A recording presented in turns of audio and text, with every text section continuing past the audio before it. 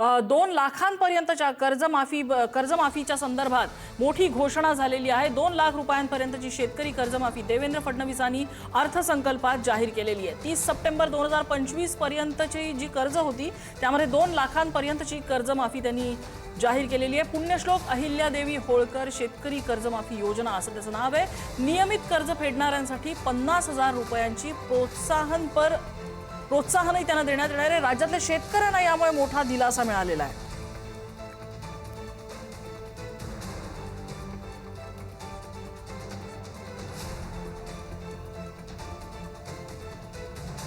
हजार 2025 रोजी समिती गठीत केली आहे। राज्यातील 30 सप्टेंबर 2025 रोजी पीक कर्ज थकीत असणाऱ्या पात्र शेतकऱ्यांना 2 लाख रुपयापर्यंत कर्जमाफी देणारी पुण्यश्लोक अहिल्यादेवी होळकर शेतकरी कर्जमाफी योजना मी आज जाहीर करीत आहे। नानाभाऊ ऐकायचं एक मिनिट।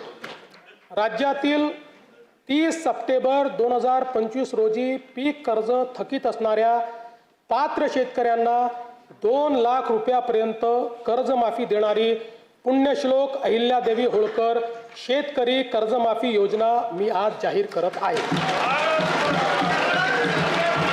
जे शेतकरी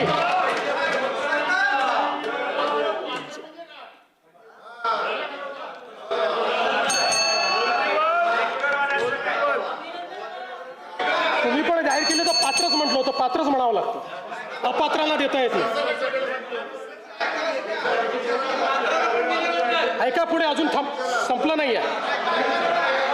अरे अजून संपलं नाही, थांबा रे बाबा, शांत बसा, शांत बसा।